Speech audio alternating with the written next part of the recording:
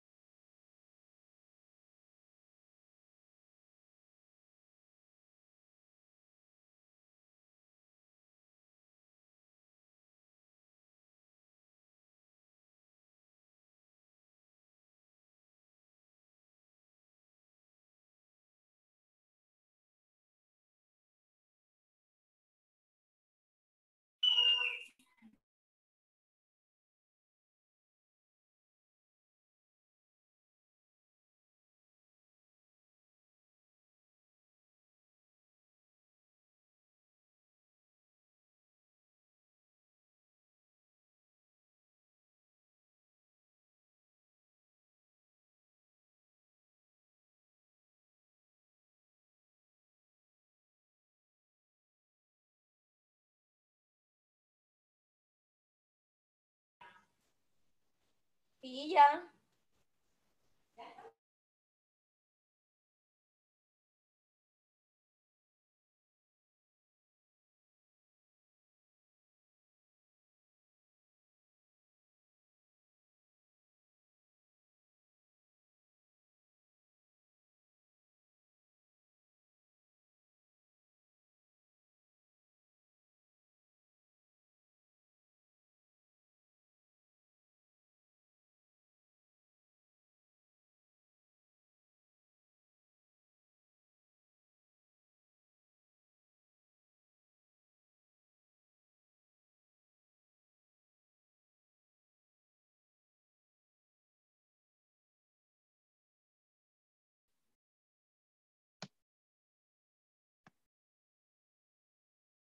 Buenas tardes a todos.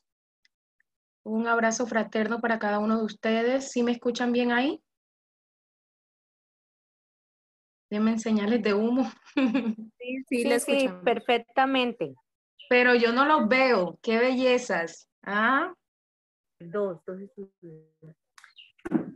Muchas gracias a todos por estar acá. Aquí estamos. Bueno, me Bueno, alegra aquí están mucho. Dos. Perfecto, así sigan mostrando sus caritas, que son bonitas. Nos sentimos muy, muy agradecidos con Dios por la oportunidad que nos da de estar acá, por este espacio que gracias al Altísimo se nos ha permitido, porque la doctora Sandra Neita, la verdad nos sentimos muy agradecidos con ella por esa generosidad que hay en su corazón de querer compartir desde todos esos conocimientos que Dios le ha permitido a ella adquirir a lo largo de su carrera, de su experiencia. Y pienso que eso es de mucho valorar. Entonces, a la doctora Sandra Neita le damos la bienvenida. Le pedimos disculpa oficialmente a ustedes y a ella por la situación que se presentó la vez pasada. Como le decía a alguien en un mensaje, son cosas que de pronto uno no espera, porque cuando organizas algo lo que más quieres es que te salga lo mejor posible, pero ocurren novedades y bueno, somos humanos, ¿cierto? Pero gracias a Dios que todo ayuda bien y eso dio cabida a que se propiciara un espacio hoy de preguntas y respuestas. Entonces, yo pienso que eso es bastante importante. Eh, Queremos también, los noto muy serios. Julie está muy seria, muy concentrada, Blanca, muy seria. Eso, perfecto. Yo creo que están serios porque no han recibido el abrazo acostumbrado. Yo creo que es por eso. Entonces yo les envío el abrazo fraterno, recíbanlo. Un abrazo de la Fundación Abrazando Vidas, porque a través de esos abrazos nosotros pretendemos seguir protegiendo vidas, ¿cierto? Entonces, gracias al Señor por eso. Entonces también le pedimos disculpas, hemos tenido algunos inconvenientes para la habilitación del módulo número 5. Estamos tratando de darle solución a eso. Yo creo que a lo largo del diplomado le hemos dicho que este proceso no ha sido fácil y entre esto hemos tenido que experimentar el enfermarnos. Entonces, cuando no se enferma un compañero de trabajo, se enferma el otro, cuando no me enfermo yo, y así vamos, nos vamos turnando. Y a veces toditos coincidimos, entonces esto es una bendición enorme. Pero bueno, lo importante es que hemos podido ir aprendiendo pues un poquito más a tolerar que esas cosas pueden ocurrir. Entonces, no vamos a dar más espacio para ya dar la oportunidad a la doctora Sandra. Ustedes tienen unas preguntas con respecto a la temática. Quizás de pronto Sandra, no sé de pronto si hará un recorder y ustedes me imagino que las preguntas que tienen, las tienen ahí ya plasmaditas. Entonces, vamos a abrir este espacio para preguntas y respuestas en referencia al tema que ya fue trabajado. Entonces, doctora Sandra, bienvenida. Muchas gracias por estar acá. Bueno, muchas gracias, doctora Lady. Muchas gracias por la invitación. A ustedes que tan juiciosamente han asistido a esta parte, pienso que final de la temática que me invitaron para que compartiera con ustedes, y es específicamente la de maltrato infantil.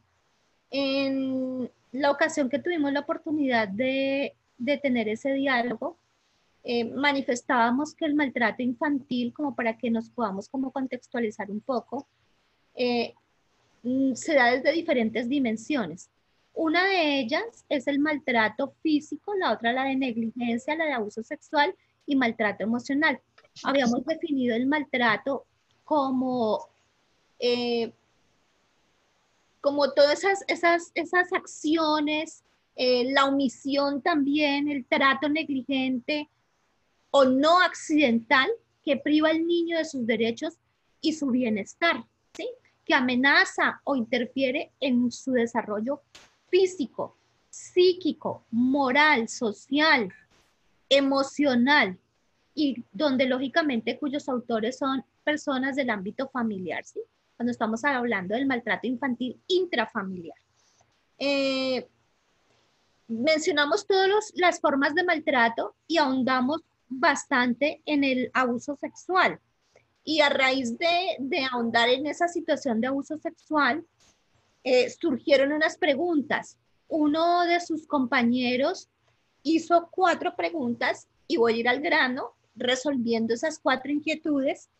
Vamos a retomar, a pesar de que yo ya ese día les había resuelto la primera pregunta, voy a volver a retomar las 4 para que quede todo completamente claro. Y la primera era que decía que cómo hacen para denunciar, cómo denunciaban. Entonces, resulta que en todas las ciudades y municipios de nuestro país hay unas rutas de atención. Esas rutas de atención parten de donde se da el hallazgo.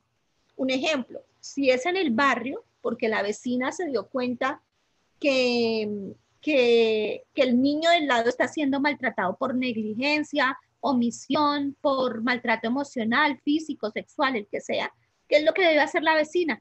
Llamar inmediatamente a Policía de Infancia y Adolescencia, no tiene que dar sus datos, tiene que dar los datos de la dirección de la casa donde está sucediendo la situación, tiene que dar los nombres de los adultos responsables y el nombre del niño que está siendo maltratado.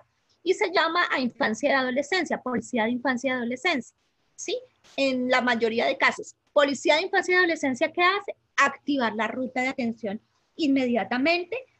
Llama si la competencia es comisaría de familia, porque en ese municipio no hay ICBF, entonces comisaría de familia. Pero si hay ICBF, lo que él debe hacer inmediatamente es llamar a ICBF para que el defensor que esté de turno en ese momento pueda asistirlo para saber si el niño tiene que ser tomado en proceso de restablecimiento de derechos. Y de allí entonces ya dirigen al niño, porque por ejemplo si es maltrato físico o sexual, dirigen el niño a medicina legal para hacerle los exámenes pertinentes si haya una evidencia si es ese maltrato físico o sexual. Y también tienen en cuenta si es maltrato psicológico, pues entonces ya lo remiten directamente, fiscalía, puede ser al psicólogo de medicina legal o al psicólogo directamente de fiscalía o al de la EPS o al de comisaría de familia, si al que competa, ¿sí? Por eso es que tenemos que tener en cuenta las rutas. ¿Dónde encontramos las rutas? Si ustedes se meten a internet, porque entonces tendríamos que socializar las rutas de todos los departamentos y de todos los municipios y pues eso sería como difícil. Entonces, ¿yo a qué los invito? Que estando ustedes donde están, que algunos están en Bogotá, otros están en La Guajira, teniendo en cuenta en el departamento del Meta, teniendo en cuenta el departamento en el que ustedes están, se tomen la molestia unos minutos después de que terminemos esta sesión y terminen su módulo del día de hoy, a internet y revisen rutas de atención para maltrato infantil en el departamento tal, y ahí le va a salir todas las rutas de atención. Es diferente cuando se encuentra el hallazgo, por ejemplo, en salud. Si es en salud, lo primero que debe hacer un médico porque llegó el niño con los moretones o porque, ay, que tengo dolor en la cola, y el médico va y lo revisa y ano severamente hipotónico, entonces, ¿qué tiene que hacer? Inmediatamente notificar a ICBF cuando es salud. Todo, la ruta de atención varía según dónde se hace el hallazgo.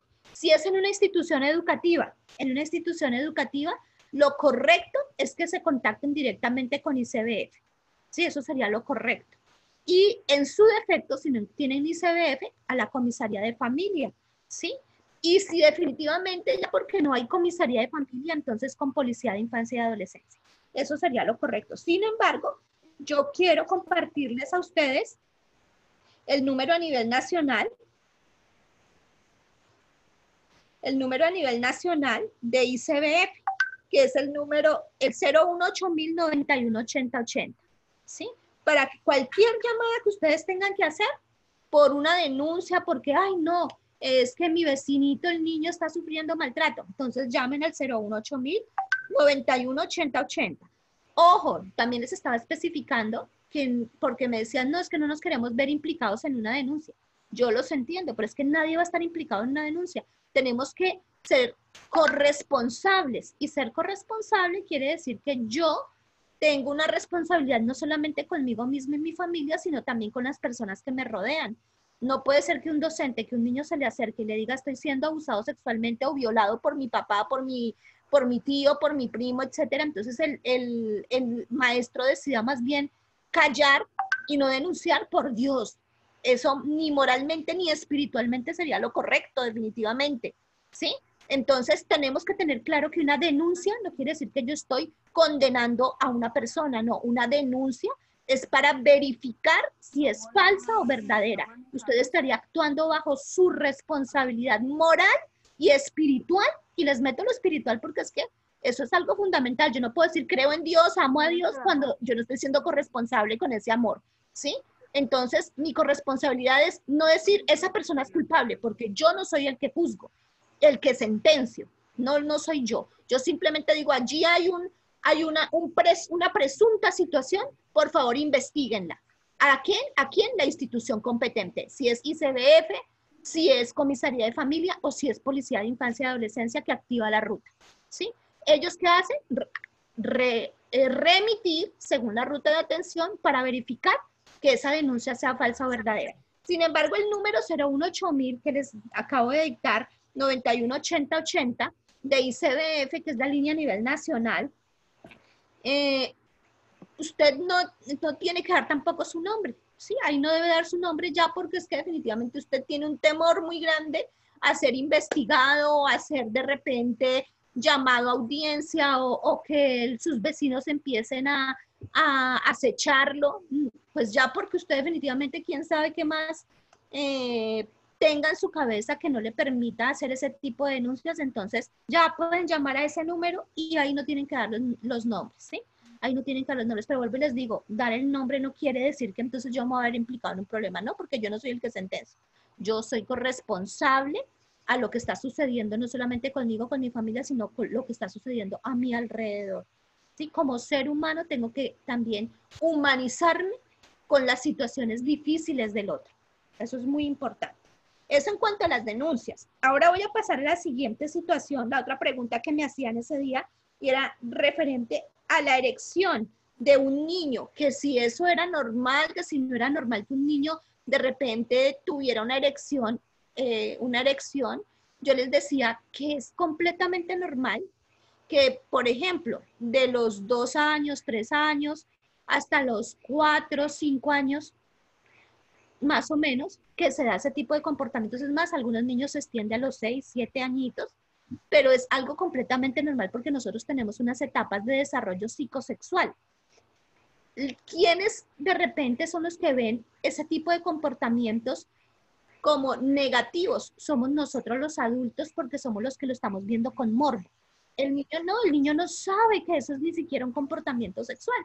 El niño simplemente toca su pene, o la niña se sienta y se mueve de un lado al otro porque siente una satisfacción sexual, tanto el niño como la niña, pero ellos no saben que tiene que ver con su sexualidad. Ellos sienten como algo chévere, pero no saben qué es eso. Los que lo vemos con otros sentidos somos nosotros los adultos, y tenemos que dejar a los niños que sigan ese proceso sin tener que condenarlos o señalarlos o castrarlos, porque he visto papás o mamás que llegan a decirme, no doctora, imagínese que el niño dice que tocándose el pene mientras que se tomaba el biberón y viendo una película y con ese pene erecto, entonces yo le pegué y le dije que dejara de ser grosero, que qué era eso. Por Dios, como un niño de 3, 4 añitos va a saber que eso es una grosería o que eso es algo que, mejor dicho, mal visto a nivel social y más por los adultos? niño es completamente inocente.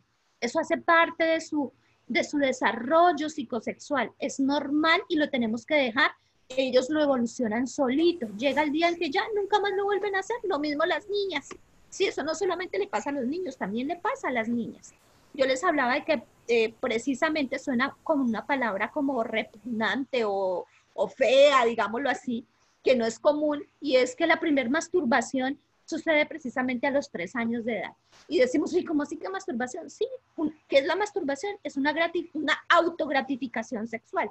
Cuando el niño se toca el pene tomando el biberón, pero sin que él piense ni siquiera que eso es algo de carácter sexual, pero está sintiendo una satisfacción, esa es la primer masturbación. Lo mismo la niña, cuando la niña se sienta y empieza a moverse para un lado y para el otro, ¿sí?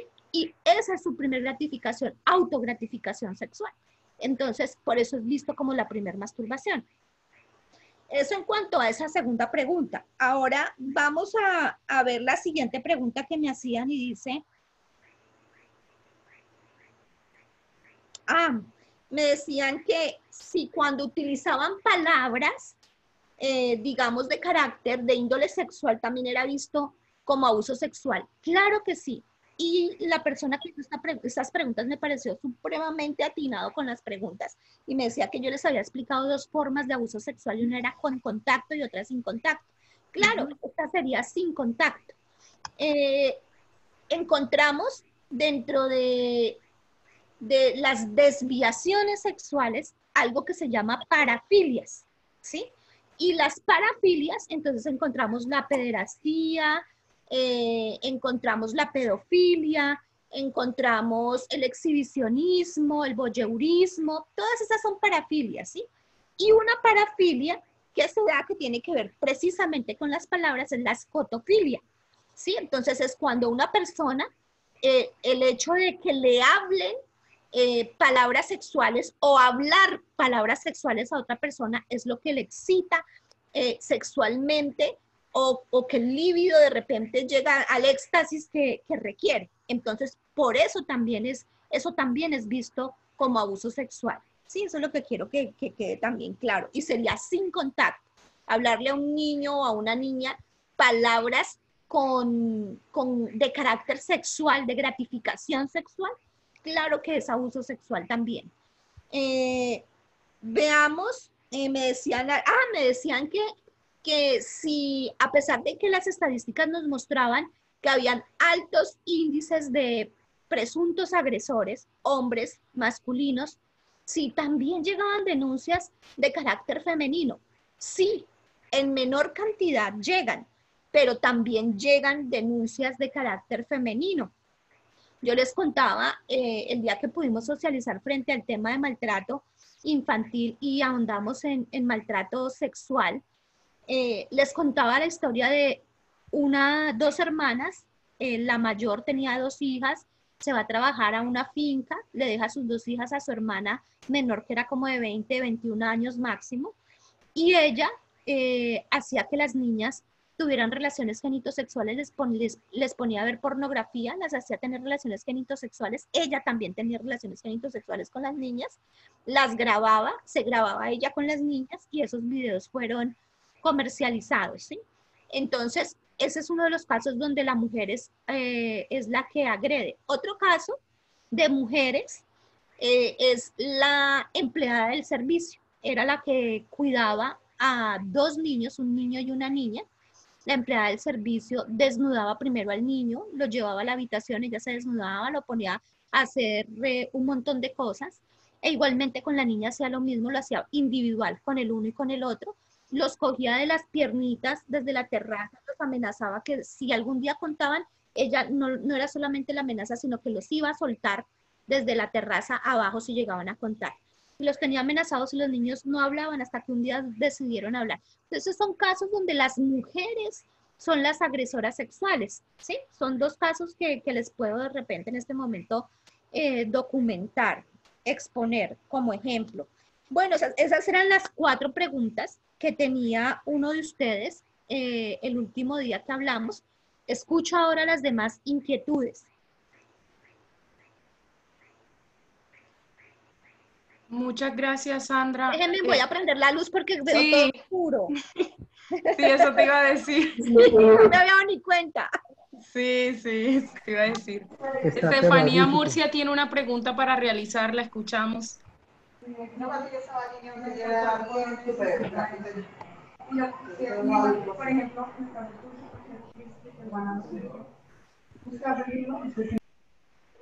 Hola, buenas tardes a todos, que Dios les bendiga.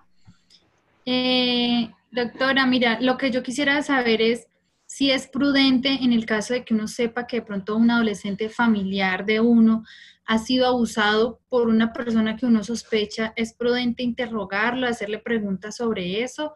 Porque pues él nunca ha dicho nada, pero uno sospecha, ¿sería bien preguntarle o no? Gracias. No te escuchamos, Sandra. Ya te desactivaste. Ya, perfecto, sí. Qué buena tu pregunta. Muy importante, Estefanía, es que cuando nosotros tenemos una sospecha de un presunto abuso sexual, es que no contaminemos las evidencias que pueden llegar a tener las personas especializadas en el tema. Si un niño, por ejemplo, en el colegio le dice a su profesor, profe, es que mi papá me está besando la vagina, un ejemplo, ¿sí? Una niña. Entonces, el profesor empieza, nena, y cuéntame, ¿cómo fue eso? ¿Cuándo pasaba? ¿Cuántas veces? ¿Y qué más me cuentas de eso? Ya contaminó completamente la información que la niña puede llegar a suministrar a un especialista que debe ser el que le haga la entrevista forense y que pueda evidenciar todas las situaciones referente a ese presunto abuso. ¿Qué es lo recomendable? La niña dijo, no, profe, es que me pasó esto, que mi papá me hacía esto. Entonces el profesor no debe decir nada, decirle con todo gusto, déjame, yo voy a ver en qué te puedo apoyar. Vamos a hablar con la psicóloga de la institución educativa para que ella pueda activar una ruta donde pueda recibir protección. ¿Te gustaría que eso fuera así? Y hay que hablar con la niña más bien con la finalidad de, o el niño con la finalidad de que él vea que tiene un apoyo, una red de apoyo institucional para poder avanzar frente a esa situación que él está viviendo en ese momento. Eso es lo que debemos hacer. O si soy una vecina y sabemos que está sucediendo eso en una casa del lado, pues lo primero es llamar a Policía de Infancia y Adolescencia, yo no ponerme a indagarle al niño absolutamente nada, porque estaría yo cometiendo un error completamente, ¿sí? Estoy contaminando la evidencia. Y después de que la evidencia esté contaminada, pues ya va a ser muy difícil porque el niño empieza a cambiar las versiones y después se pierde la credibilidad de lo que el niño está diciendo. Y la idea no es que se pierda la credibilidad, sino que no, ni tampoco quiere decir que todas las veces los niños van a decir la verdad, ¿no? Por eso es que los especialistas son los que tienen que llegar a hacer esas entrevistas para verificar si eso que el niño está diciendo es correcto o no. Un día tuve un caso de un niño que llevaron por un presunto abuso sexual donde alegaban que la madre biológica era la que estaba abusando a su propio hijo. Y cuando yo empiezo a hablar con el niño me dice, la madre, que el padre biológico era el que estaba abusando al niño. Y el niño me dice, sí, es que mi papá me viola. Un niño de 7 años con la palabra viola, empezando por ahí, es que mi papá me viola. ¿Y qué es violar? Pues eso. ¿Qué es eso? Eso que me hace mi papá. ¿Y qué es lo que te hace tu papá? Él mete su pipí en mi pipí y así el niño con las manos. Él mete su pipí en mi pipí y así con las manos. ¿Y eso cuándo sucedió? Eso sucedió cuando yo tenía como unos 3 años. ¿Y tú por qué? ¿Tú cómo te acuerdas de eso cuando tenías 3 años? Es que mi mamá me lo contó. ¿Por qué pongo este ejemplo? Porque un niño que no haya pasado por un evento de abuso sexual no va a tener una información detallada referente al abuso sexual porque se va a observar la manipulación o la falsa memoria que puede estar creando otra persona u otras personas en el niño, ¿sí?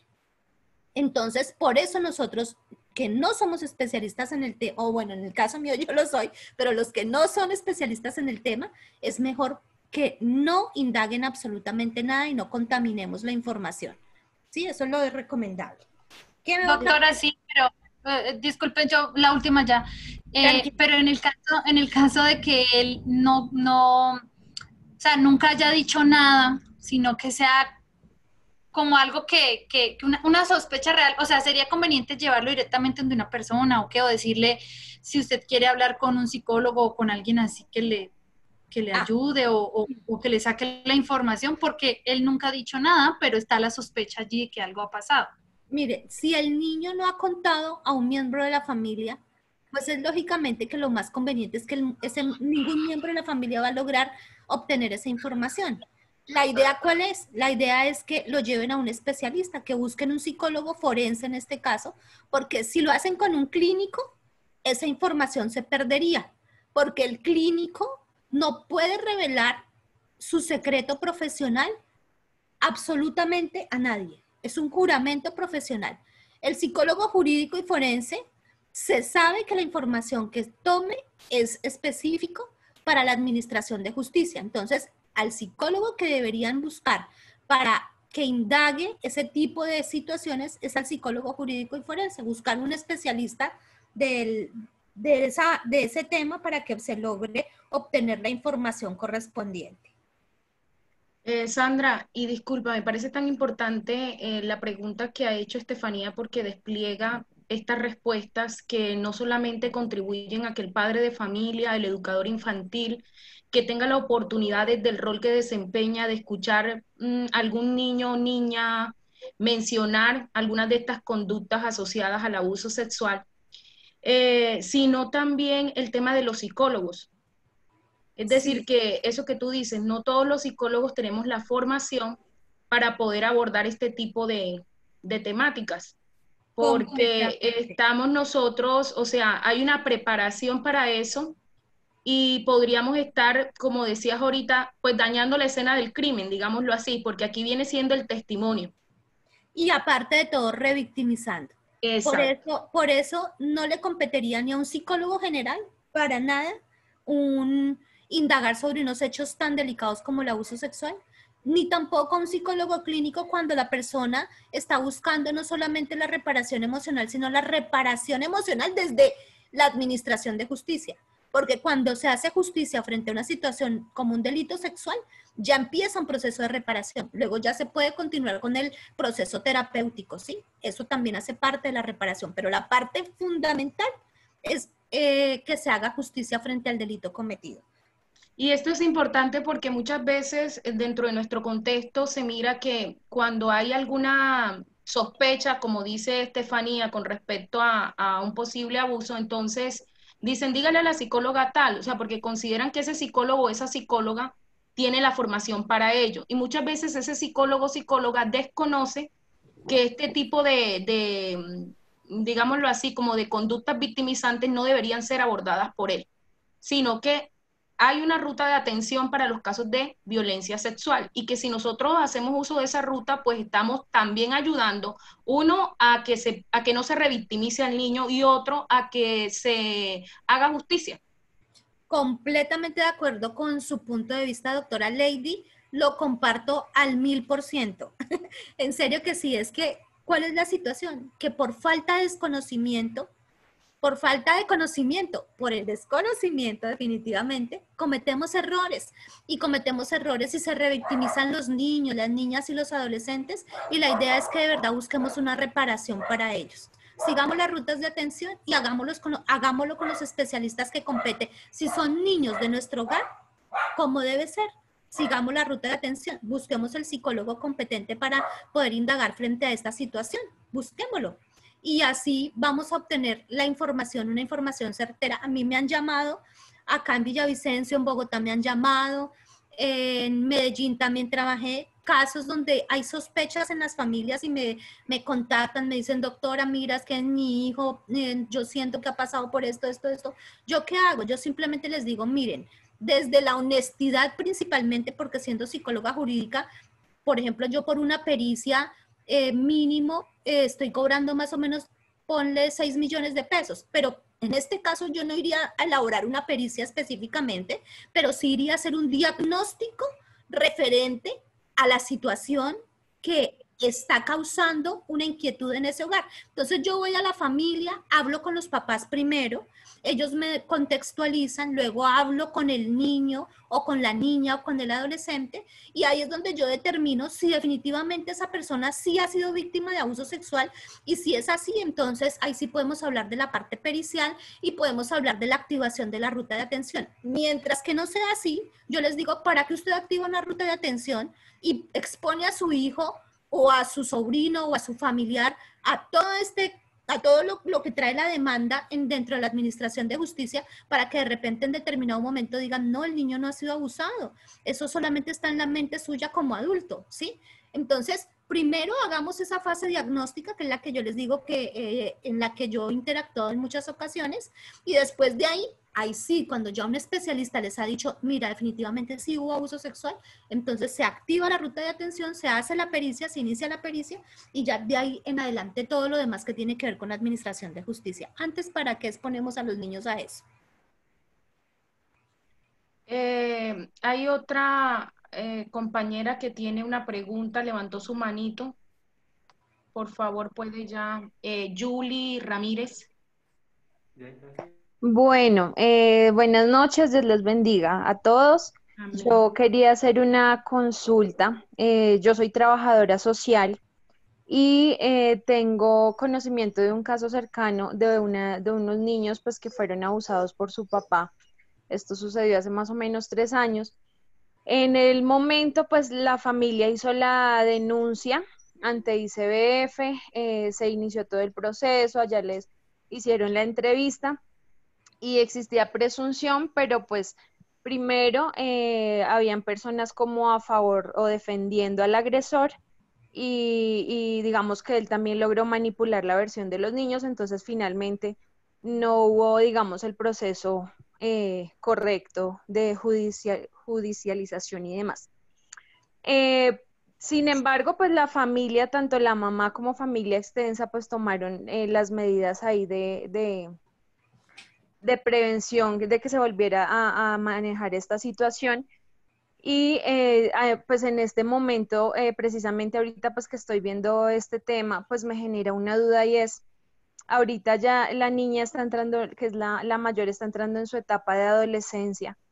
Y pues ya empezamos en ese, yo he hecho el acompañamiento muy cercano pues desde la iglesia y digamos que ya empieza ella a tener pues como el gusto normal hacia los niños, hacia hombres de su sexo opuesto y demás, pero pues nos preocupa y me preocupa a mí y a la familia también de pronto que esa situación haya dejado algunas secuelas. Sin embargo, hasta el momento pues no hemos visto comportamientos relevantes que demuestren eso. Entonces, la pregunta es, ¿en este momento sería propicio de pronto empezar un proceso de atención psicológica o me preocupa también un poco el tema de pronto que esto pueda llegar a revictimizar si de pronto no hay una afectación marcada o de pronto, bueno, no sé, si de pronto el hecho de que vuelva a retomar toda esa situación le genere mayor afectación? Esa es mi pregunta.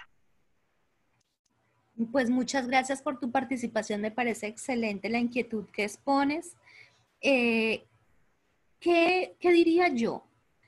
Si yo tuviera la oportunidad de ver a la niña, primero haría una fase diagnóstica donde identificara si hay unas secuelas que sean producto de ese evento precisamente. Entonces, si hay una autoestima negativa, por ejemplo, si de repente se está presentando episodios depresivos, si está ya llevándolo a acciones donde se autoflagela, como el cutting, por ejemplo. Si yo ya empiezo a observar que hay ese tipo de comportamientos y su emocionalidad está completamente quebrantada, digámoslo así, entonces creo que allí lo más importante que se podría hacer, y les voy a ser completamente sincera, es cuando el agresor, cuando se ha puesto una denuncia y no se ha hecho el proceso desde la administración de justicia correcta, difícilmente o no hay apoyo de la red familiar para la denuncia, difícilmente ese niño logra superar con habilidad un evento traumático como el abuso sexual, ¿sí? Como el abuso sexual. Es muy difícil, es muy difícil. Entonces, ¿qué diría yo? Si esa persona es consciente de su situación referente a la situación de abuso y sabe que nunca se hizo justicia, por más de que se haga intervención terapéutica, va a dar unos pasos supremamente lentos a la reparación. Entonces, yo que siempre le digo a los padres cuando hablamos de una situación de abuso es, si hay una afectación que ya se ha diagnosticado una afectación, ¿sí? Entonces, el primer paso, si esa persona es consciente de esa situación de abuso, si sabe que eso es lo que le está afectando, el primer paso para la reparación es la justicia. Y el siguiente paso, la intervención terapéutica. ¿Sí? Eso es lo que yo evidencio. Pero si tú ves, porque tú también vas a ver, porque yo lo he visto mucho, niños, niñas y adolescentes que fueron abusados sexualmente, pero tú al mes los ves como si nada, tienen una capacidad de resiliencia supremamente fuerte, lo cual no quiere decir que no vayan a haber secuelas a mediano o largo plazo. Pero sin embargo tienen una capacidad de resiliencia tan grande que los niños les va excelente en su estudio, ocupan hasta los primeros puestos, tienen muy buenas relaciones interpersonales con pares, con los adultos se llevan muy bien. Entonces, no vemos que hayan mayores situaciones de secuelas. Entonces, yo siempre digo, si usted ve que ese niño tuvo esa capacidad de resiliencia tan grande, ¿para qué lo vamos a revictimizar exponiéndolo nuevamente a la administración de justicia y exponiéndolo a una intervención terapéutica donde posiblemente ya estaba, simplemente pasó la hoja y está siguiendo su vida común y corriente? Entonces, ¿yo qué te orientaría al respecto? Evidencien si hay secuelas producto de ese evento. O sea, hay que hacer una fase diagnóstica. Y si las hay, entonces el primer paso de reparación es hacer todo el proceso de administración de justicia y el siguiente paso, continuar con todo lo que es intervención terapéutica. Si hay secuelas, pero si no las hay, ¿para qué revictimizo cuando no hay necesidad? ¿Sí? Esa sería mi sugerencia. Vale, muchísimas gracias.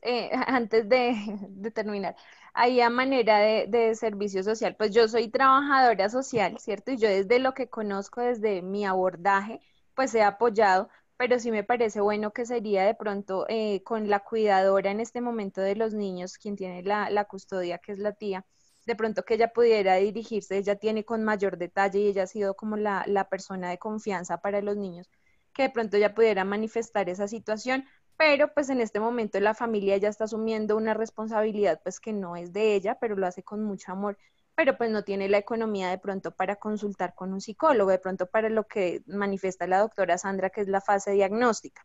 Entonces, válgame la aclaración, yo sé que como profesionales pues tenemos también nuestras necesidades y pues nuestro trabajo debería ser bien remunerado, pero pues esta familia no tiene los recursos, entonces sí, de pronto hay algún psicólogo en este grupo o alguien que pudiera hacer contacto conmigo para direccionarlos a esta familia, pues sería genial. Muchas gracias. ¿Sabes a quién puedes tú dirigirte? A la Defensoría del Pueblo. Decirle a la señora que se acerque a la Defensoría del Pueblo. La Defensoría del Pueblo tiene psicólogos que también son expertos, son psicólogos jurídicos que pueden también abarcar esta situación. Entonces, que la señora pida ese apoyo en la Defensoría del Pueblo, que lleve toda la documentación de la denuncia, todo lo que sucedió y que hable frente a la situación de secuelas. Infortunadamente, nuestra ruta de atención a donde dirige para esa fase diagnóstica y de intervención terapéutica para la reparación emocional al psicólogo de la EPS. Eso es lo que hace nuestro hermosísimo sistema de salud y nuestro hermosísimo sistema de administración de justicia. Es algo que yo he criticado todos los años y todos los días en nuestro país. Yo veo que las estadísticas de la televisión, de la fiscalía y que todo lo que suben por el Facebook, por las redes sociales, por Instagram, por Twitter, las noticias tan espectaculares de que van a sacar una nueva ley para defender las víctimas de violencia sexual y que, mejor dicho, y que van a hacer, creo que la ley dice que van a darles cadena perpetua, ¿sí? Entonces, yo digo, Dios mío, ¿por qué se están se están preocupando por lo macro cuando lo micro no, en este momento está completamente dañado. Nuestros CAIBAS no cuentan con el personal, el equipo interdisciplinario suficiente para atender la demanda, porque las denuncias de abuso sexual son muchas diariamente en nuestro país, en cada CAIBAS, en cada fiscalía, en cada comisaría de familia, en cada defensoría de familia, ICBF, son muchas. Entonces, ¿por qué no se están preocupando por lo pequeño? ¿Por qué están mandando a un niño para reparación emocional a un psicólogo? Perdónenme, no sé si aquí hay psicólogos recién egresados, lo respeto, pero la experiencia dice mucho. Entonces, ¿por qué están mandando a un niño que fue víctima de abuso sexual a que sea atendido por un psicólogo que es recién egresado de la universidad a una EPS? Eso es completamente incorrecto. O sea, las víctimas no son conejillo de indias, ¿sí? Pero infortunadamente eso es lo que está proponiendo nuestra Administración de Justicia y nuestro sistema de salud a nivel nacional. Eso es lo que hace. Entonces, para mí, ¿qué debes hacer? Dirigirte a la Defensoría del Pueblo. ¿Qué te va a decir ICBF o Comisaría de Familia? Que lo remitas al psicólogo de la EPS. Que no me parece que es lo debido, definitivamente. Allí es donde se revictimiza, los niños terminan peor de lo que están, porque lo he visto con los niños que he tenido que intervenir desde el área jurídica y forense, desde el área de la psicología jurídica y forense, infortunadamente. Muchas gracias, Sandra, todo ese aporte que nos estás haciendo. Mencionabas una institución ahorita, mencionabas al CAIBAS, y de pronto algunas personas no conocen. CAIBAS es el Centro de Atención a Víctimas de Violencia Sexual. Entonces, de pronto quería como tocar esa parte ahí, y me gustó mucho el hecho de que tocaras esa parte tan importante como lo es la denuncia en aras de la reparación emocional de quien ha sido víctima. Porque muchas veces nos quedamos callados basándonos en cantidades de argumentos y dejamos que ese tipo de delitos continúen sucediendo con ese niño, con esa niña o con ese adolescente, y de paso poniendo en riesgo a otros niños, niñas y adolescentes con los que pueda tener contacto ese presunto agresor. Completamente de acuerdo, doctora Lady, así es tal cual usted lo está mencionando.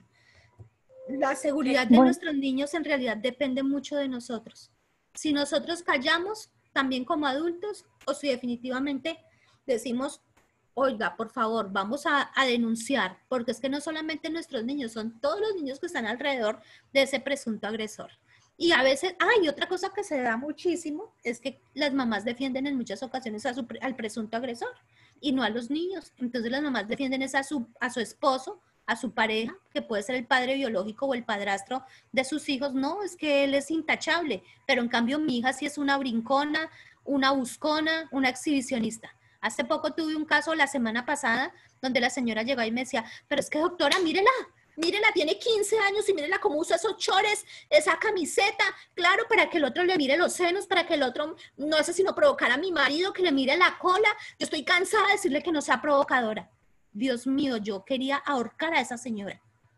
Yo la quería ahorcar, lógicamente que desde mi posición yo apenas respiraba, yo decía, Dios mío, lléname de sabiduría. Pero ¿qué es eso? Por Dios santo, una niña donde lógicamente está en su casa y ella se siente en la confianza porque siempre se ha criado en ese mismo hogar, en estar en su short con su camiseta, pero entonces como un día el tipo, que es el padrastro, le dio por voltear y mirarle la cola a la niña y la señora se dio cuenta, entonces empezó a crear unos celos con la niña y a decirle que era una exhibicionista. ¿Qué es esto? Esos son el tipo de situaciones que vemos. Y por ende, todo lo contrario, como dice la doctora Lady, los invito a denunciar y que apoyemos a nuestros hijos. No tenemos por qué estar apoyando al presunto agresor, porque es que eso hace que un niño no se repare emocionalmente. ¿Cuántos casos yo he tenido donde los niños llegan a los 20 años, porque ya llevo bastantes años trabajando en esto, llegan a los 20 años, otros llegan a la adultez y no se han reparado emocionalmente? ¿Por qué? Porque nunca encontraron un apoyo en su red familiar. ¿En quién precisamente? En la madre biológica, porque la mayoría son niñas que han sido abusadas sexualmente. La mamá les volteó la espalda y creyó más en su pareja. Para ella fue más importante el ser mujer que el ser mamá. Muchas gracias, Sandra. Hay una compañera, Sandra Quintero, que dice que en el transcurso de este diplomado, de este excelente diplomado, muchas gracias, hemos venido escuchando 3 términos importantes que son abuso, violencia y maltrato. Dice ella, ¿existe alguna diferencia? Mira, a ver, voy a anotarlas para irlas desarrollando. Abuso, violencia y maltrato. Violencia y maltrato. Bueno, el maltrato, las diferentes formas de maltrato hacen parte de la violencia, ¿sí? Hacen parte de la violencia. Y el abuso es una forma de maltrato. ¿Sí me entiendes? O sea, dentro de la violencia, porque hay diferentes situaciones de violencia, vamos a encontrar el maltrato. Y el maltrato se divide en diferentes tipos de maltrato: físico, psicológico, negligencia y sexual, que es el abuso sexual, ¿sí? Todo parte desde violencia. Todas las formas de maltrato son violencia. Todas las formas de maltrato son violencia. Si yo maltrato psicológicamente con malas palabras y malas actitudes a una persona, estoy ejerciendo violencia sobre esa persona, ¿sí? Si yo estoy lastimando físicamente a una persona, estoy ejerciendo violencia sobre esa persona. Si esa persona está usando sexualmente de otra persona, está ejerciendo violencia sobre esa persona, para que quede clara esa parte. Y si de repente vamos a mirar más bien la diferencia entre violencia y agresividad, que también me parecería importante que lo abarcáramos, es que absolutamente todos los seres humanos tenemos inmerso un nivel de agresividad. Ese nivel de agresividad es que yo estoy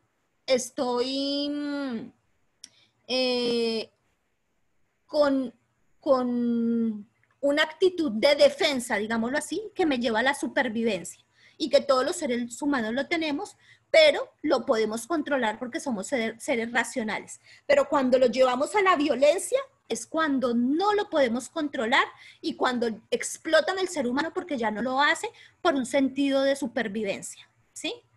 Por eso hablamos de violencia sexual, ¿sí? Hablamos también de violencia psicológica, pero refiriéndonos a los diferentes tipos de maltrato. ¿Sí? ¿Y si fui clara o es que si uno tuviera un tablero, uno va escribiendo y así como que todo el mundo queda más claro, ¿no? Gracias, Sandra. Sí, aquí Yo tengo una pregunta. Claro, entonces seguimos acá, tenemos un orden con las preguntas. Salamanca Ávila Eugenio tiene una pregunta, lo escuchamos. Parece ser que no lo veo ahí en pantalla. Entonces, Víctor Manuel Paredes dice, si un niño es abusado sexualmente, él siendo grande no lo recuerda, pero le dijeron, ¿puede afectarlo psicológicamente, aunque no lo recuerde? ¿Me puedes repetir, por favor, doctora? Si un niño fue abusado sexualmente y ya estando grande no recuerda ese hecho victimizante, entonces pregunta que si no lo recuerda, si eso puede afectarlo psicológicamente. No, para nada. O sea, mientras que él no recuerde un evento, entre comillas, traumático, pues, ¿cómo lo va a afectar? Lo tiene borrado por completo de su memoria, ¿sí? Y lo tiene borrado de su memoria de repente como un mecanismo de defensa involuntario, inconsciente, ¿sí? Que simplemente avanzó y ya no recuerda más eso, porque de repente estaba muy pequeño, sucedió a los 2 años, a los 3 años, cuando él todavía no tenía un desarrollo de memoria completamente evolucionado, como un niño, por ejemplo, de 7 años, que ya puede recordar con facilidad un evento como ese. Si fue así, o si fue porque fue después de sus 6 años en adelante donde lo podía recordar, pero del impacto emocional tan fuerte, por ejemplo, se desmayó y después cuando se despertó ya no se acordaba de nada, y estaríamos hablando de amnesia anterógrada, ¿sí? Y que muchas veces funciona como mecanismo de defensa ante un evento supremamente traumático y las personas borran inconscientemente ese momento de su historia de vida y continúan su vida, pues no tiene por qué afectarle, a menos de que empiece a hacer, a traer episodios episodios puede ser por medio de sueños, episodios desde el inconsciente, ¿no? Por medio de sueños o hacer asociaciones con contextos que le empiezan a recordar el evento y eso sí puede crear un impacto muy fuerte. Pero mientras que él no lo recuerde, ¿no? O de pronto quizás también que las personas que fueron conocedoras de esa situación empiecen a contarle. Negativísimo. Exacto. Si la persona no se acuerda de eso, por Dios, ¿para qué yo voy a ir a removerle algo que le puede crear un impacto bien delicado, llevarlo hasta el suicidio? Entonces, Bernal Restrepo María Nieves dice, quisiera saber si una persona adulta puede denunciar al abusador después que ha pasado 14 años. La niña en ese entonces tenía 10 añitos. Tenemos 20 años para denunciar. Todo lo que haya sucedido con 20 años de, digamos, de tiempo, podemos denunciarlo. Es decir, que a partir de los 18 años de edad, cuando cumple 18 años de edad esa presunta víctima, entonces tiene 20 años para poder hacer la denuncia. No, desde el evento del abuso tiene 20 años en adelante para denunciar. O sea, si por ejemplo el abuso fue a los 5 años, tiene hasta los 25 años para denunciar. Si el evento fue a los 10, tiene hasta los 30 años para denunciar. De pronto ahí hay algún punto que es importante y está en la ley 1154 del 2007, que habla acerca de que a partir de que cumple los 18 años de edad, tiene 20 años para realizar la denuncia. No sé de pronto ahí en ese caso cómo se ya te entiendo. Sí, lo que pasa es que si tú lo retomas, por ejemplo, desde los 18 años en adelante, sí que es, o sea, un ejemplo, si la persona tiene 18 años y el evento sucedió antes de sus 18 años, la ley está indicando que tendría 20 años desde los 18 años. Que, por ejemplo, si tú vas a un CAIBAS, ¿qué te van a decir? Te van a decir que tienes 20 años a partir del momento del evento traumático. Eso es lo que te dicen en los CAIBAS, ¿sí? Pero la ley sí es clara en que es a partir de los 18. Pero eso ya tiene, he visto situaciones donde han pasado 10 años y no han recibido la denuncia. ¿Sí? Han pasado 10 años del evento y no la han recibido. ¿Qué por qué? Que porque ya no hay secuelas físicas que puedan corroborar y que de repente las psicológicas pueden ser evidentes, pero que garantiza que haya sido del evento. Entonces eso es como muy, muy fluctuante, pero pues la ley es la ley y pues se debe seguir lo que ya está escrito. Sí, muchas gracias. Bueno, Maylin Carrillo dice que tiene una pregunta. Bueno, buenas para todos. Doctora, tengo una pregunta. Pues dice, ¿se puede saber cuando un niño está siendo abusado cuando éste presenta comportamientos muy sexuales para su edad? Sí, es normal, por ejemplo, que un niño tenga comportamiento sexualizado.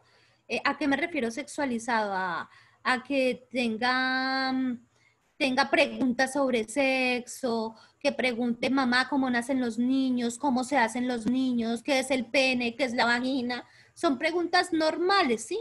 Pero o que por ejemplo se toque la vagina, la niña o el niño se toque el pene, esos son comportamientos entre comillas normales cuando están dentro de las etapas del desarrollo psicosexual normales. Cuando un niño continúa con ese tipo de comportamientos y está buscando, ya se observa que está buscando una gratificación de carácter sexual, pasados los 8 años, ya podemos tener como un, oiga, pilas, un detonante, aquí algo está pasando porque no es normal que mi niño tenga 10 años y yo lo esté viendo a toda hora tocándose el pene y a toda hora toques el pene y entonces a toda hora voy, le miro el celular y está viendo pornografía, voy y hablo de repente con alguna niña y la niña me dice, no, es que él me sube la falda a tocarme la cola o ese tipo de situaciones, entonces ya son como unos detonantes. O las niñas, por ejemplo, que empiezan a tener mayor confianza con los adultos, sobre todo cuando no los conocen. Entonces llega un adulto, un hombre desconocido a la casa y las niñas ya los están abrazando, ya están sentándose en las piernas. Ese tipo de comportamientos son como, no quiere decir que en el 100% son abuso sexual, porque es la reunión de varias situaciones que me pueden decir que sí puede ser un abuso sexual, pero ese comportamiento sexualizado es como un alerta. alerta que algo puede llegar a estar pasando. Muchas gracias, Sandra. Leo y Nelly tienen una pregunta. Consideraría, tienen la manito levantada, pero no sé si la levantó por error o tiene una pregunta. Bueno, Bernal Restrepo, María Nieves dice, gracias, mil gracias, qué bonito este diplomado, ha sido de mucha bendición. Estefanía Murcia dice, muchísimas gracias por todo el conocimiento que nos brindan a través de este precioso diplomado. Estoy muy agradecida con Dios y ustedes. Dios les siga bendiciendo en abundancia. Maylin dice, muchas gracias. Vea, y yo le doy gracias porque estas palabras siempre lo motivan mucho a uno, ¿no? Uno piensa que va por buen camino. Lío, ¿tienes la pregunta? ¿Y Nelly? ¿Alguna otra persona tiene una pregunta? Aprovechemos porque tenemos una oportunidad muy importante y es tener a la doctora Sandra. Y la verdad, pues yo me siento la verdad muy complacida de que ella esté acá porque es una mujer muy, pero muy ocupada. Entre otras cosas les digo, bueno, ella les dirá pues un poquito más de lo que ella hace y de los servicios que ella ofrece para aquellas personas que en determinado momento requieran de un psicólogo forense. Entonces, ahí está Sandra, ahorita les contextualizará al respecto. Jenny, ¿tienes alguna pregunta, Jenny Angélica? Gracias, buena tarde. En verdad me unen las palabras de mis compañeros, ha sido gratificante conocer de una manera más amplia este tema, conceptos que tal vez jamás como persona desconocida a profundidad se nos ha podido imaginar. Tengo una pregunta, un caso particular, es decir, si una persona es conocedora de un caso de abuso sexual, la víctima fue por grooming hace 4 años más o menos, pero es decir, me enteré por terceros y no propiamente por la víctima, ¿qué debo hacer? ¿Cuál es, digamos, la manera adecuada de abordar este caso? Pues mira, lo principal, vuelvo y te digo, todo tipo de delito sexual se debe llevar atendiendo la ruta de atención, ¿sí? Si esa persona es consciente de la situación por la que tuvo que pasar, lo importante es que ustedes activen la ruta de atención. ¿Cómo la activan? Yo siempre aconsejo que inmediatamente asistan a un CAIVAS, a un centro de atención integral de víctimas de abuso sexual, con la persona afectada y un adulto, un acompañante que sea adulto. ¿Para qué? Para que la persona vaya, coloque la denuncia y pueda empezarse todo el proceso de investigación. Eso es muy importante. Llevando, lógicamente, muy importante, llevando si hay algún tipo de evidencias, ¿no? Si hay algún tipo de evidencias de la situación vivida, es muy importante. Eso es lo que yo podría decirles al respecto. Gracias. Bueno, muchas gracias. Mendoza Ricardo Luz dice, muchas gracias a todos los organizadores del evento, a la doctora Sandra, felicitaciones, excelente profesional, muy bien, eso nos alegra. El concepto que tienes de la doctora Sandra. Salamanca Ávila ya está acá con nosotros, tienes una pregunta, ¿cierto? Activa el micrófono, por favor. Yo tengo una pregunta. Tengo un conocimiento de un joven que es discapacitado. O sea, tiene una discapacidad cognitiva y él tiene dificultades con las niñas cuando pasan por frente de la casa. Y lo han tratado mal, lo han amenazado, le han dicho a la familia. Y entonces me tiene muy preocupada la situación porque me da pesar porque él en su discapacidad, en su enfermedad mental, pues él quizás tendrá ciertas condiciones para hacerlo, pero no sabemos el pasado de él, qué pasó con él, o cómo hacemos para poderle ayudar a esta familia y a esta persona, porque ya lo han amenazado, porque él cuando pasa una niña o pasa una dama sola, él le muestra sus genitales. Entonces, ¿qué podemos hacer para ayudar a esta persona y a esta familia? ¿Qué edad tiene? Bueno, unos 28 años. Bueno, aquí ya estamos hablando de un trastorno sexual y es una parafilia, que es el exhibicionismo. Estas personas requieren de apoyo psicológico y psiquiátrico. Esa es la forma en que le pueden apoyar. ¿Cómo lo pueden apoyar? Llevándolo a un psicólogo, en este caso clínico, a un psicólogo clínico para que le apoye con esta parte y que lo remitan a psiquiatría. ¿Sí? Eso es muy importante. Uno, porque tienen que mirar qué es lo que produce, o sea, cuál es el foco detonante que lo haya llevado a que su gratificación sexual sea a partir del exhibicionismo, de exhibir sus genitales, porque en realidad él lo hace es por eso, porque es la forma en que recibe gratificación sexual, si no, no tendría ese comportamiento. Bueno, muchísimas gracias. Entonces vamos a estar pendientes para ayudar a esta familia con este caso. Sí, por medio de la EPS busquen, la EPS pregunten qué psicólogo es, cuál es la especialidad que tiene. Si es clínico, pues háganlo por medio de la EPS, si no, ya les tocaría particular. Bueno, ok, muchas gracias, doctora.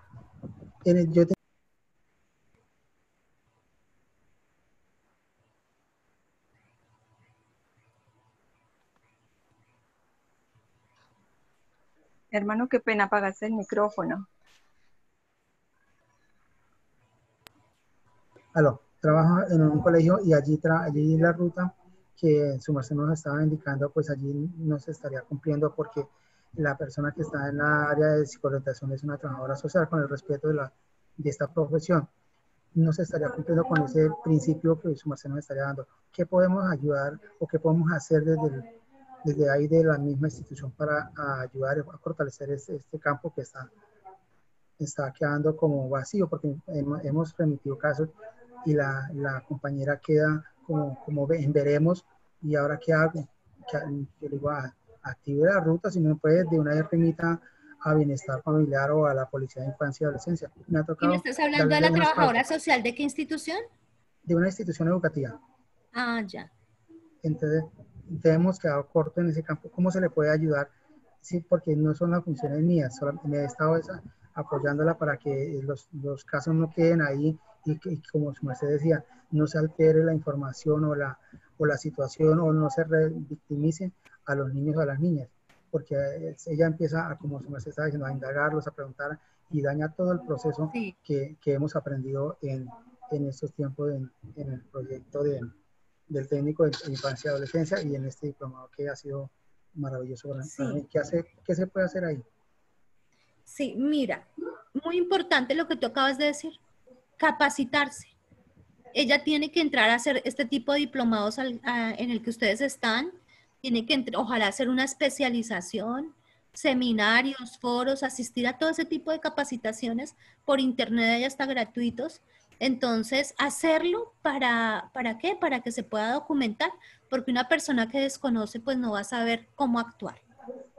Capacitarse. Doctora, gracias. Bueno, gracias, Salamán Cávila, por tu pregunta.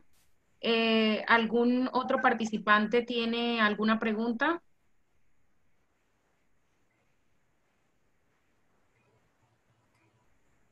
¿Alguien más tiene alguna pregunta? Bueno, parece ser que le han quedado claro toda la información a los participantes. Eloína García dice, Dios los bendiga, por favor pregunten. Pregunten al pastor de sus congregaciones en la iglesia pentecostal, ¿existen psicólogos dispuestos a ayudar? No sé, no entiendo esa pregunta. Estamos escuchando preguntas en referencia a la temática que estamos tratando. ¿Alguna otra persona tiene preguntas? Bueno, entonces nos gustaría escuchar cómo les ha parecido el encuentro. Yo. Excelente, hermana Lady y doctora Sandra, muchísimas gracias de verdad. Uno a veces comete muchos errores por falta de conocimiento, pero este diploma la verdad ha sido de mucha bendición. He aprendido tanto que no sé cómo compartirle a todo el mundo lo que he aprendido para que la gente pues no cometa tantos errores con los niños. Bueno, tantas cosas, pero estoy muy agradecida y ha sido excelente el espacio. Y doctora, de verdad, muchísimas gracias por compartir todas esas anécdotas, toda esa experiencia. La verdad, lo deja uno sin palabras. Muchísimas gracias, Dios les bendiga. Lady Blanca Argote. Lady. Hola, ¿cómo estás, Blanca? Qué alegría saludarte. Gracias por estar acá. Pues de verdad estoy muy agradecida con Dios meramente y usted, doctora Sandra, mucho conocimiento. Pues a la verdad soy muy mala para el internet, eso sí, para manejar esta plataforma, menos mal que tengo al niño que me colabora aquí, pero le agradezco a todos ustedes, de verdad, referente a esto, sobre todo la prevención. Les voy a contar un caso, de todas formas, ahora en estos últimos tiempos hay mucho escenario, hay muchas cosas como defender a nuestros niños, ¿verdad? Para defender a nuestros niños, cuidar a nuestros niños, nuestra familia. Yo me acuerdo que cuando mis niños estaban pequeños, yo siempre les enseñaba a ellos, no te toques, cuidado con tu cuerpecito, yo nomás te lavo, te limpio, más nadie. El niño mayor, cuando llegaba a la casa, mami, allá los niños cuando hago la fila, ellos me molestan. ¿Y qué te dicen, papi? Me dicen que yo soy marica. Perdón la expresión de la palabra, pero... No, tranquila. Y te dicen así, papi, pero uno, ni conocimiento, sino lo que uno refleja como madre que quiere cuidar a sus hijos, protegerlos. Te dicen así, papi, y yo le digo a la profesora y no me dice nada. Pero como el niño es imperativo, era imperativo, yo creo que Lady se acuerda de Felipe Adrián, es imperativo. Entonces yo, ¿qué hacía yo en ese momento? Bueno, papi, usted si le dicen que usted es marica, perdone la expresión, dígale que usted se va a quitar los pantalones y le va a mostrar que tiene un pene bien grande. Usted no es ningún marica. Mire, un niño que tiene un pene tan grande no es marica. Entonces eso le decía yo, o sea, como que el niño entendiera que es un macho, ¿sí me entiende? No conocía de leyes ni nada. Te lo estabas empoderando. Sí. La profesora lo suspendió por 8 días. Porque el niño hizo, yo, marica, mira lo que yo tengo, un pene bien grandote. Yo le enseñé eso como para que el niño se defendiera y le dije yo, el día que le toquen la cola, le decía yo, vea, parte de la cara, rompe de la cara y yo respondo. ¿Sí me entiende? Como que a esos niños yo le enseñaba eso a mis varones, que se defendieran, que no le dijera a la profesora, sino que le dijera a mí. Entonces, pero ahora, con tanto conocimiento, por Dios, esto a mí me tiene a mí impresionada. No conocía nada de esto, de verdad. Esto que soy una enfermera auxiliar y trabajé muchos años en triajes aquí en la urgencia y me topé con muchos casos. Cuando llamaba un código verde, yo enseguida llamaba jefe, hay un código verde. El jefe, cuando le mencionaba código verde, él buscaba la ruta, bueno, se encargaba de eso. Pero yo me encontraba con tantos casos que uno siente tanta impotencia de que la mamá defendiendo al papá, yo le decía, ¿sabes qué? Me decía mis compañeras, a ti te van a cascar, Blanca, te van a cascar porque tú eres muy imprudente. Porque yo le decía, lo denuncio yo. Siempre lo denuncio yo. No que no lo denuncie. Entonces, yo le agradezco realmente, Lady, todos los psicólogos, la doctora Sandra, que de verdad esto es una bendición. Mis hijos realmente, una preguntita. ¿Qué hay un casito cuando la mamá, hay un caso que cuando el papá no cree lo que dice la niña, pero la mamá sí? Un caso que sucedió, les voy a contar, ya que estamos aquí que en confianza, que ya hay muchos profesionales, ¿verdad? Entonces, una vez llegó un sobrino a mi casa, pero de mi esposo. Entonces, yo tenía una niña muy pequeñita, Adriana, muy bebecita. Y yo en ese entonces trabajaba en el almacén, pero la cuidadora, la muchacha que me la cuidaba, yo decía, ¿sabes qué, Chávez? Me cuidas a la niña, ten mucho cuidado con ella. Mucho cuidado con ella, me la cuidaba, bueno, ella era Blanca. Pero un caso que me decía ya, señora Blanca, tenga mucho cuidado con el sobrino porque él se lleva a la niña para el cuarto a mostrar el álbum de las fotos, ¿verdad?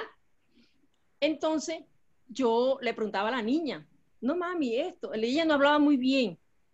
Y yo decía, nena, ¿qué te hace el gringo? Yo le decía, sí, ¿qué te hace el gringo? El hijo mío, el que está también partiendo, se fue para allá, para el cuarto, para que no se cuenta lo que estoy hablando.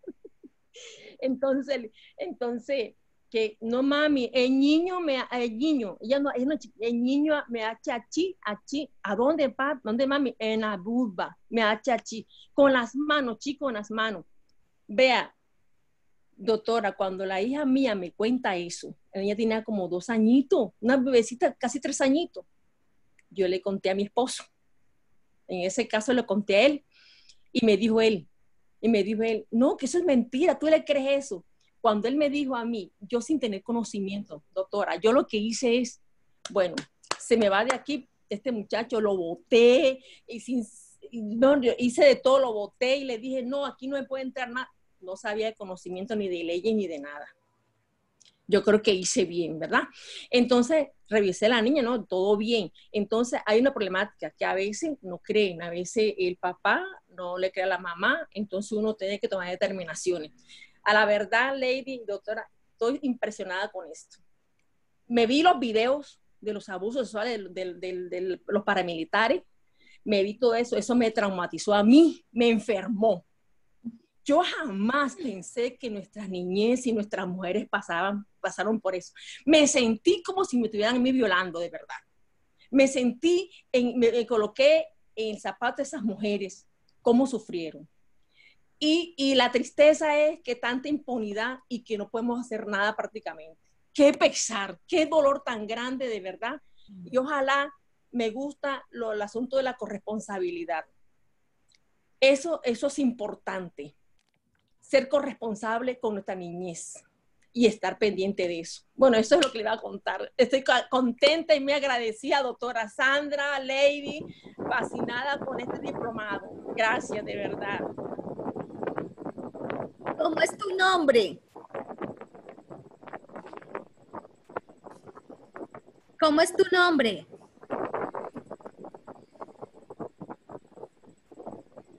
Blanca, ¿cómo es tu nombre? Pregunta la doctora. Ya yo le dije Blanca. Es el caballo blanco de Simón Bolívar.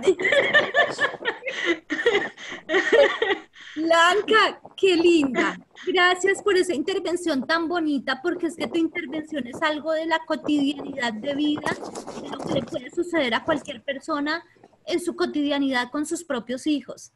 Eso que tú nos estás compartiendo, también del sentimiento tuyo frente a los videos que viste, me parece supremamente significativo, porque es el impacto que te crea a ti desde tu humanidad como mujer, como ser humano. Y eso es muy importante.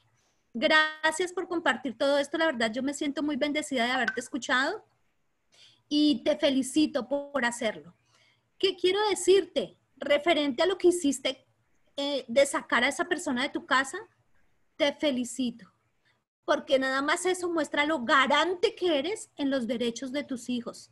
Lo que hiciste con tu hijo de empoderarlo, porque eso fue la estrategia que te inventaste en ese momento para que ya él no se dejara achicopalar, no se dejara contaminar con lo que le estaban diciendo sus compañeros. ¿Cómo lo empoderaste? Pues esa fue la estrategia que tú buscaste desde lo que tú viste que era lo correcto, y no lo critico. No lo critico, todo lo contrario, siento que esa es la forma en que tú protegías a tu hijo, y también te felicito. Ojalá todos los padres de familia siempre actuarán a favor de sus hijos como tú has actuado a favor de los tuyos.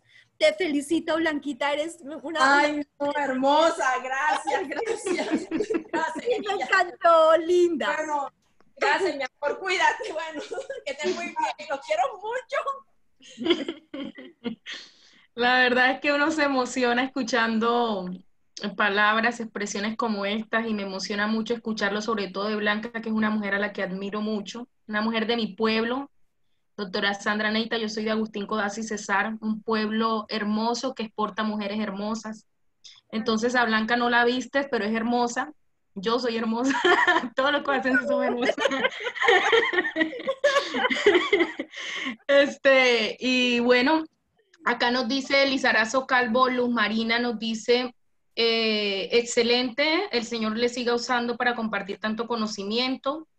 Ha sido de mucha bendición este tema temática. Dios les bendiga, se nos han aclarado muchas dudas, dice Bernal Restrepo. Y Mendoza, Ricardo dice, excelente todo, bendiciones para todos. Bueno, muchas gracias a todos por la enseñanza que a todos estamos aprendiendo. Bendiciones, Eloína García, Natalia, Dios les bendiga a todos. Este diplomado ha sido de gran bendición, muy buenos conocimientos, dice Mailing, y la verdad pues nos sentimos muy contentos, muy agradecidos con Dios porque nos hayan acompañado en todo este proceso.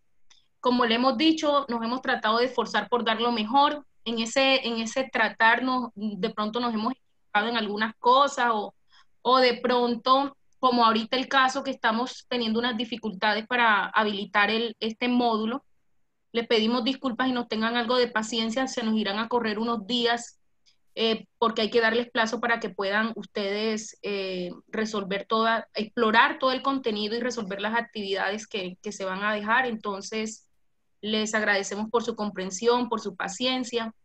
Y hay algunas personas que de pronto han interactuado en el módulo de violencia sexual, sus participaciones están siendo retroalimentadas, algunos están un poquito ahí al pendiente, ya estamos en eso. Los que de pronto su aporte ha sido bastante mínimo, les agradecemos que traten de ampliarlo un poquito más porque la idea es conocer qué tanto hemos aprendido en este diplomado. Entonces, Sandra, muy agradecidos contigo, Dios mío. Sandra, queremos escuchar tu perfil profesional, qué ofreces tú a nivel privado. Sabemos que trabajas para la Fiscalía, que tienes muchos años de experiencia, pero a nivel privado, ¿qué ofreces tú? Bueno, muchas gracias, doctora Lady, por tu invitación principalmente. Gracias a todos los participantes, precisamente, uno, por escuchar, por atender, por aprender, por preguntar, porque pues esa es la mejor forma para uno poder salir de tantas inquietudes, capacitarse para poder hacer las cosas de la mejor forma.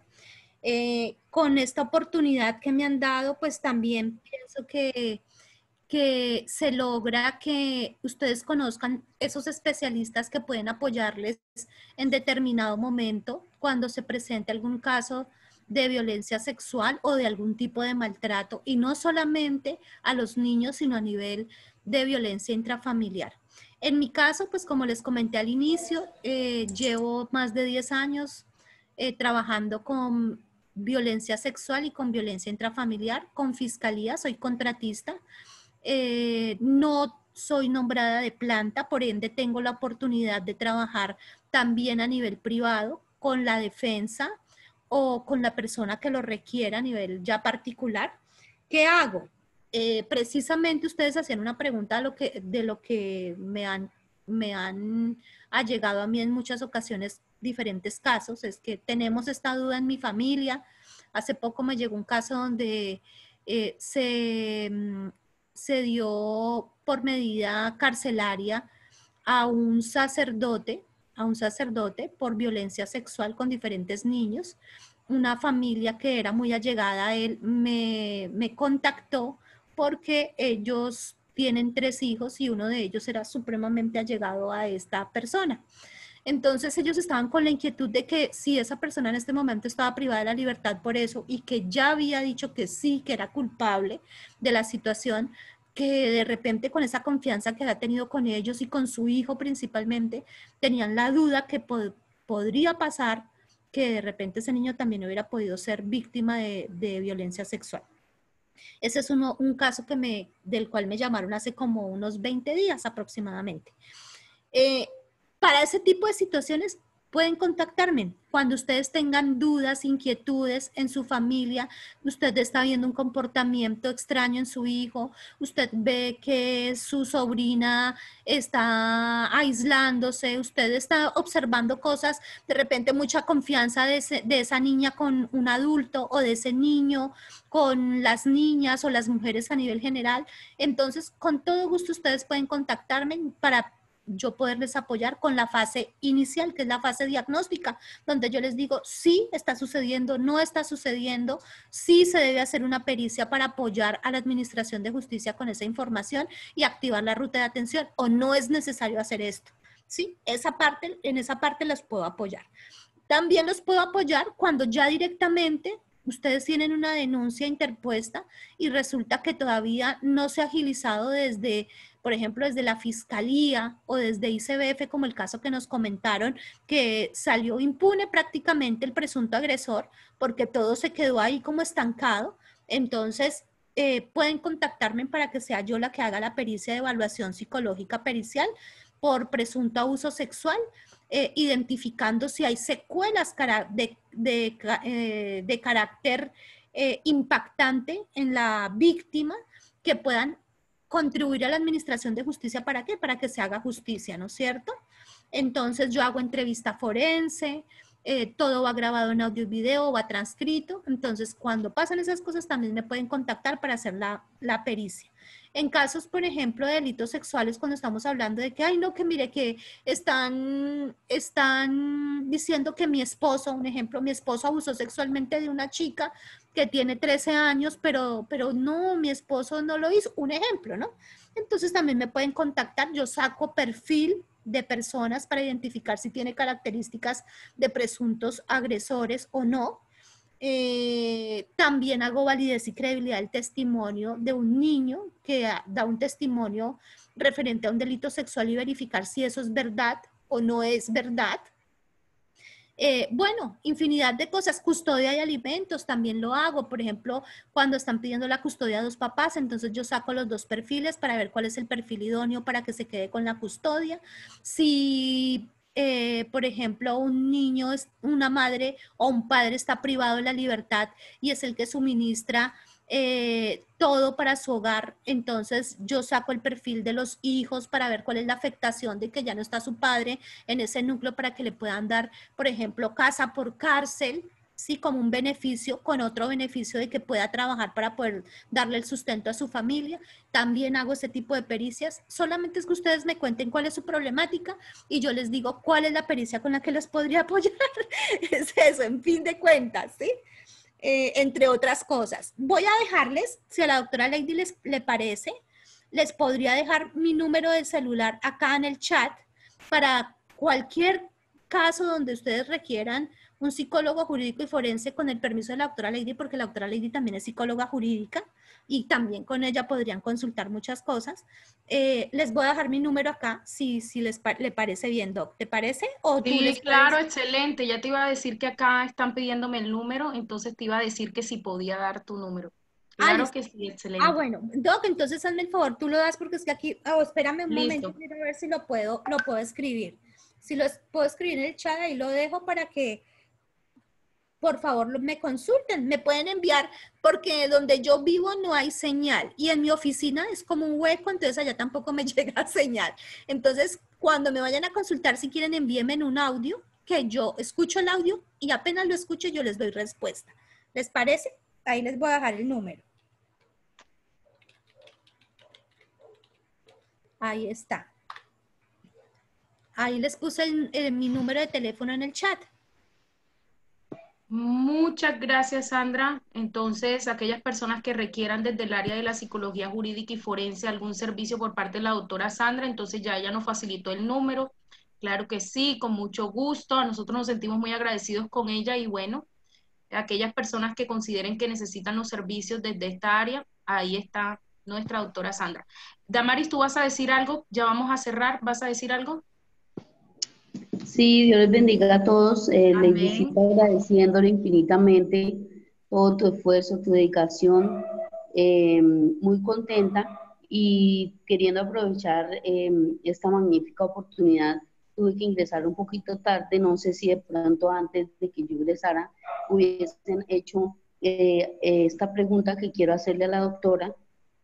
Parece sencilla, pero de lo mismo sencilla es tan común en el caso de nosotros los profesionales en consulta, pero pues quisiera escuchar a la doctora Sandra qué opina respecto a la inquietud que surgen muchos padres respecto a la costumbre, digamos, que casi generalmente se usa de que los padres se bañan con sus niños, ¿sí? O se visten delante de los niños. Entonces siempre, doctora, es bueno, es malo, no conviene, les afecta sexualmente, es dañino, bueno. Entonces, pues uno maneja ciertas de alguna manera ciertas orientaciones que se dan desde lo profesional, pero pues quisiera saber, doctora Sandra, no sé qué opina al respecto. Sí, señora, mire, yo les voy a decir lo siguiente. Es normal que de repente un padre o una madre se bañe, por ejemplo, desnudo con sus hijos hasta el 1.5 años, 2 años posiblemente, ¿sí? Pero llega un momento en la etapa del desarrollo psicosexual donde tú tienes que empezar a formar aspectos que tienen que ver con los valores. Y dentro de esos aspectos con los valores está el amor por el propio cuerpo, lo cual no quiere decir que porque yo no ando desnudo frente a mi hijo, entonces tengo un tabú sexual. No, yo le estoy enseñando a que tiene que ser prudente, a que tiene que ser una persona con, ay, no recuerdo esta palabra específica, una persona que se cuida a sí mismo y por ende yo no puedo estar exhibiendo ni mis genitales, ni exhibiendo mi cuerpo, ni en ropa interior, porque eso hace parte también de mis valores y de mi autocuidado a nivel personal, ¿sí? Entonces, es normal el baño con un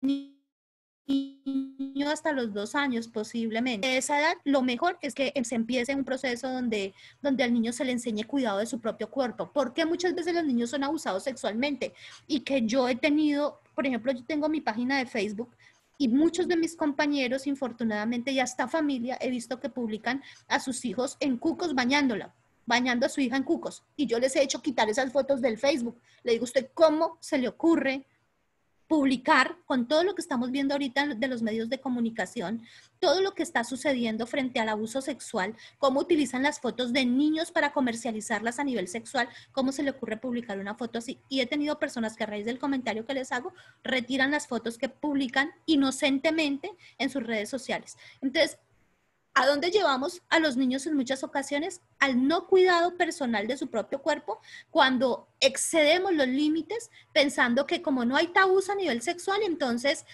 podemos hacer esto. Una cosa es libertad y otra cosa es libertinaje.